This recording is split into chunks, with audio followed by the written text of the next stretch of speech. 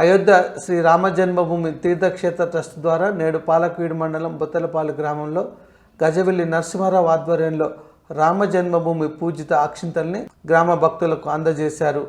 గ్రామ సమావేశంలో గ్రామస్తులు, గ్రామ సర్పంచ్, వైస్ ఎంపీపీ, గ్రామ పెద్దలందరి ఆధ్వర్యంలో జనవరి 7వ తేదీ నుంచి గ్రామంలో అక్షతల వితరణ కార్యక్రమం ఉంటుందన్నారు.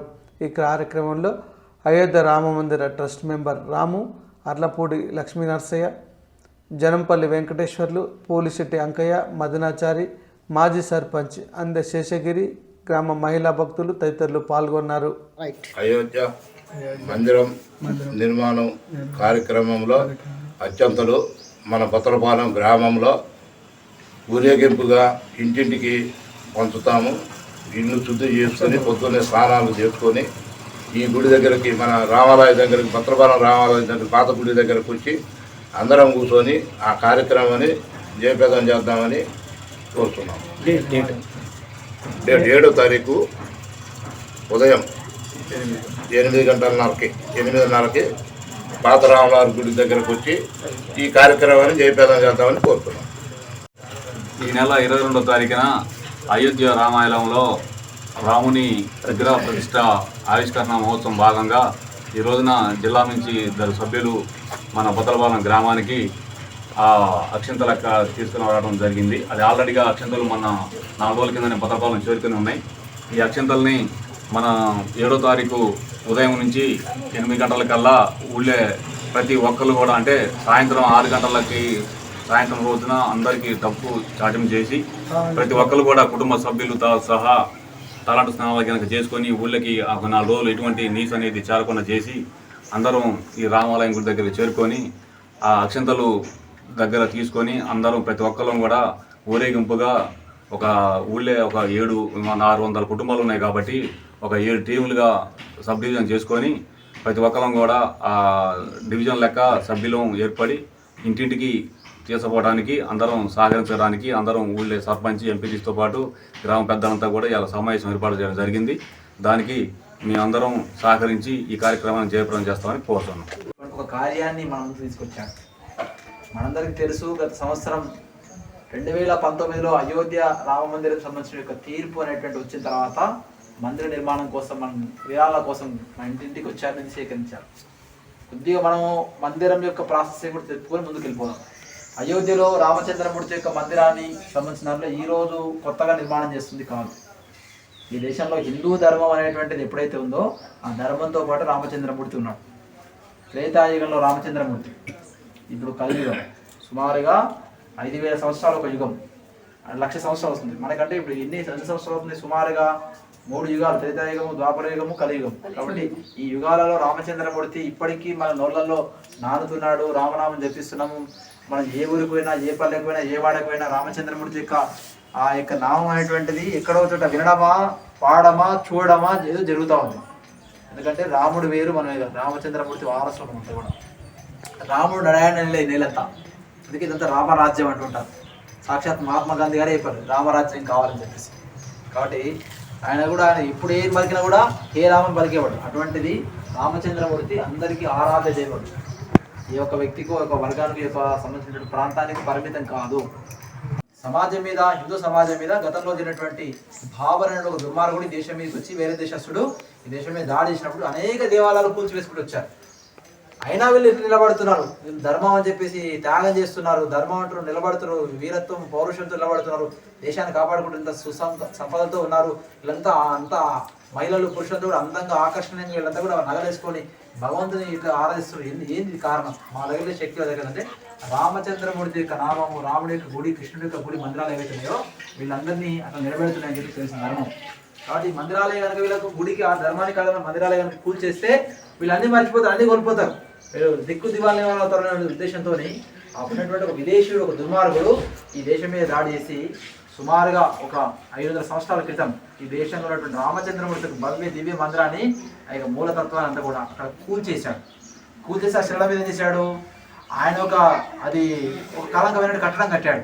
ఆ కట్టడం ద్వారా ఈ దేశంలో ప్రజల్లో చీలిక తీసుకొచ్చే ప్రయత్నం చేశాడు. ఈ దేశంలో ఒక వాతావరణం చెడగొట్టాడు. ఈ దేశంలో హిందూ ధర్మాన్ని అంతం చేసే ప్రయత్నం చేశాడు. ధర్మం అనేది అంతరించేదా? కాదు. ధర్మం అనేటువంటిది ఏ వ్యక్తి ఇచ్చేదా లేకపోతే తీసేసేదా పోదే కాదు. ధర్మం అంటే ధారణాతిథి ధర్మ అంటాం. ధర్మం అనేటువంటిది మన పుట్టుకతో వచ్చి మన యొక్క చివరి శ్వాసతో ఉంటూ చివరి శ్వాసతో పోతుంది. ప్రతి వ్యక్తికి ధర్మం అనేటువంటిది శాశ్వతమైంది, అశాశ్వతమే పోతాయి. ప్రజా ప్రభుత్వం కొలువైన నెల రోజుల్లోనే అభయహస్తం గ్యారంటీల అమలుకు శ్రీకారం.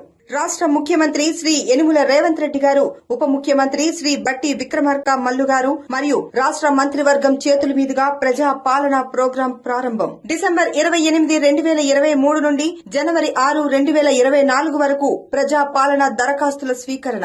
ఈ ప్రజా పాలన దరఖాస్తులో మహాలక్ష్మి, రైతు భరోసా, ఇందిరమ్మ ఇండ్లు, గృహజ్యోతి, చేయూత గ్యారంటీల లబ్ధి కొరకు అప్లై చేసుకోవచ్చు. ప్రగతి పదం, సకల జనహితం, మన ప్రజా ప్రభుత్వం. అయోధ్య శ్రీ రామ జన్మభూమి తీర్థక్షేత్ర ట్రస్ట్ ద్వారా నేడు పాలకవీడు మండలం బొత్తలపాలెం గ్రామంలో గజవిల్లి నరసింహారావు ఆధ్వర్యంలో రామ జన్మభూమి పూజిత అక్షింతల్ని గ్రామ భక్తులకు అందజేశారు. గ్రామ సమావేశంలో గ్రామస్తులు, గ్రామ సర్పంచ్, వైస్ ఎంపీపీ, గ్రామ పెద్దలందరి ఆధ్వర్యంలో జనవరి 7వ తేదీ నుంచి గ్రామంలో అక్షతల వితరణ కార్యక్రమం ఉంటుందన్నారు. ఈ కార్యక్రమంలో అయోధ్య రామ మందిర ట్రస్ట్ మెంబర్ రాము, అర్లపూడి లక్ష్మీ నరసయ్య, జనంపల్లి వెంకటేశ్వర్లు, పోలిశెట్టి అంకయ్య, మదనాచారి, మాజీ సర్పంచ్ అంద శేషగిరి, గ్రామ మహిళా భక్తులు తదితరులు పాల్గొన్నారు. అయోధ్య మందిరం నిర్మాణం కార్యక్రమంలో అత్యంతలు మన బొత్తలపాలెం గ్రామంలో ఊరేగింపుగా ఇంటింటికి పంచుతాము.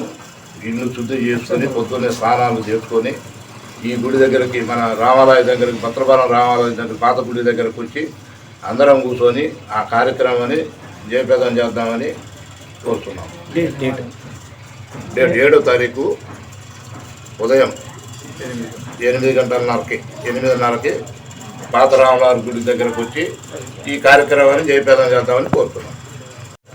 ఈ నెల 22వ తారీఖున అయోధ్య రామాలయంలో రాముని విగ్రహ ప్రతిష్ట ఆవిష్కరణ మహోత్సవం భాగంగా ఈ రోజున జిల్లా నుంచి 2 సభ్యులు మన బొత్తలపాలెం గ్రామానికి ఆ అక్షింతల తీసుకుని రావడం జరిగింది. అది ఆల్రెడీగా అక్షింతలు మన 4 రోజుల కిందనే బొత్తలపాలెం చేరుకుని ఉన్నాయి.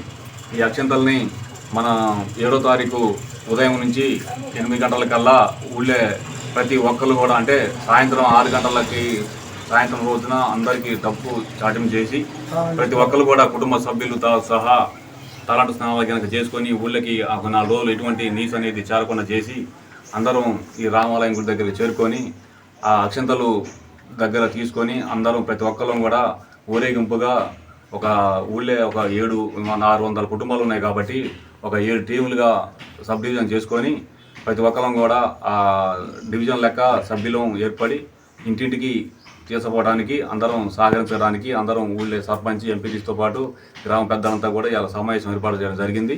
దానికి మేమందరం సహకరించి ఈ కార్యక్రమాన్ని జయప్రదం చేస్తామని కోరుతున్నాం. ఒక కార్యాన్ని మనం తీసుకొచ్చాం.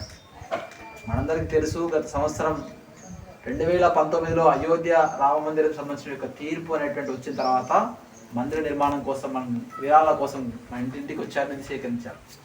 కొద్దిగా మనం మందిరం యొక్క ప్రాసెస్ కూడా తెలుపుకొని ముందుకు వెళ్ళిపోదాం. అయోధ్యలో రామచంద్రమూర్తి యొక్క మందిరాన్ని సంబంధించిన దాంట్లో ఈరోజు కొత్తగా నిర్మాణం చేస్తుంది కాదు. ఈ దేశంలో హిందూ ధర్మం అనేటువంటిది ఎప్పుడైతే ఉందో ఆ ధర్మంతో పాటు రామచంద్రమూర్తి ఉన్నాడు. త్రేతాయుగంలో రామచంద్రమూర్తి, ఇప్పుడు కలియుగం సుమారుగా 5000 సంవత్సరాలు ఒక యుగం, 1,00,000 సంవత్సరాలు వస్తుంది. మనకంటే ఇప్పుడు ఎన్ని సంవత్సరాలు అవుతుంది? సుమారుగా 3 యుగాలు, త్రేతాయుగము, ద్వాపరయుగము, కలియుగం. కాబట్టి ఈ యుగాలలో రామచంద్రమూర్తి ఇప్పటికీ మన నోళ్ళల్లో నానుతున్నాడు. రామనామం జపిస్తున్నాము. మనం ఏ ఊరికి పోయినా, ఏ పల్లెకి పోయినా, ఏ వాడకి పోయినా రామచంద్రమూర్తి యొక్క ఆ యొక్క నామం అనేటువంటిది ఎక్కడో చోట వినడమా, పాడమా, చూడడమా ఏదో జరుగుతూ ఉంది. ఎందుకంటే రాముడు వేరు, మనం వేరు. రామచంద్రమూర్తి వారసులు అంతా కూడా. రాముడు నడయాడ నేలంతా, అందుకే ఇదంతా రామరాజ్యం అంటుంటారు. సాక్షాత్ మహాత్మా గాంధీ గారే చెప్పారు రామరాజ్యం కావాలని చెప్పేసి. కాబట్టి ఆయన కూడా ఇప్పుడు ఏం పలికినా కూడా ఏ రామని పలికేవాడు. అటువంటిది రామచంద్రమూర్తి అందరికీ ఆరాధ్య దేవుడు. ఏ ఒక్క వ్యక్తికి, ఒక వర్గానికి, యొక్క సంబంధించిన ప్రాంతానికి పరిమితం కాదు. సమాజం మీద, హిందూ సమాజం మీద గతంలో జరిగినటువంటి భావన ఒక దుర్మార్గుడు ఈ దేశం మీదకి వచ్చి వేరే దేశస్తుడు ఈ దేశం మీద దాడి చేసినప్పుడు అనేక దేవాలయాలు కూల్చివేసుకుంటూ వచ్చారు. అయినా వీళ్ళు నిలబడుతున్నారు. వీళ్ళు ధర్మం అని చెప్పేసి త్యాగం చేస్తున్నారు. ధర్మం అంటూ నిలబడుతున్నారు. వీరత్వం, పౌరుషంతో నిలబడుతున్నారు. దేశాన్ని కాపాడుకుంటూ ఇంత సంపదతో ఉన్నారు. వీళ్ళంతా అంతా మహిళలు పురుషులతో కూడా అందంగా ఆకర్షణీయంగా వీళ్ళంతా కూడా నగలేసుకొని భగవంతుని ఇట్లా ఆరాధిస్తారు. ఏంది ఇది కారణం? మా దగ్గర శక్తి దగ్గర అంటే రామచంద్రమూర్తి యొక్క నామము, రాముడి యొక్క గుడి, కృష్ణుడి యొక్క గుడి, మందిరాలు ఏవైతున్నాయో వీళ్ళందరినీ అట్లా నిలబెడుతున్నాయని చెప్పి తెలిసిన ధర్మం. కాబట్టి ఈ మందిరాలే కనుక వీళ్ళకు గుడికి ఆ ధర్మానికి కాకుండా మందిరాలే కనుక కూల్చేస్తే వీళ్ళన్నీ మర్చిపోతారు, అన్నీ కోల్పోతారు. వీళ్ళు దిక్కు దివాళి అవుతారనే ఉద్దేశంతో ఉన్నటువంటి ఒక విదేశీయుడు, ఒక దుర్మార్గుడు ఈ దేశం మీద దాడి చేసి సుమారుగా ఒక 500 సంవత్సరాల క్రితం ఈ దేశంలో ఉన్నటువంటి రామచంద్రమూర్తికి భవ్య దివ్య మందిరాన్ని ఆ యొక్క మూలతత్వాన్ని అంతా కూడా అక్కడ కూల్చేశాడు. కూల్చేసి ఆ శిల మీద ఏం చేశాడు? ఆయన అది ఒక కళంకమైన కట్టడం కట్టాడు. ఆ కట్టడం ద్వారా ఈ దేశంలో ప్రజల్లో చీలిక తీసుకొచ్చే ప్రయత్నం చేశాడు. ఈ దేశంలో ఒక వాతావరణం చెడగొట్టాడు. ఈ దేశంలో హిందూ ధర్మాన్ని అంతం చేసే ప్రయత్నం చేశాడు. ధర్మం అనేది అంతరించేదా? కాదు. ధర్మం అనేటువంటిది ఏ వ్యక్తి ఇచ్చేదా లేకపోతే తీసేసేదా పోయేది కాదు. ధర్మం అంటే ధారణాతిథి ధర్మ అంటాం. ధర్మం అనేటువంటిది మన పుట్టుకతో వచ్చి మన యొక్క చివరి శ్వాసతో ఉంటూ చివరి శ్వాసతో పోతుంది ప్రతి వ్యక్తికి. ధర్మం అనేటువంటిది శాశ్వతమైంది, అశాశ్వతమైనది పోతాయి.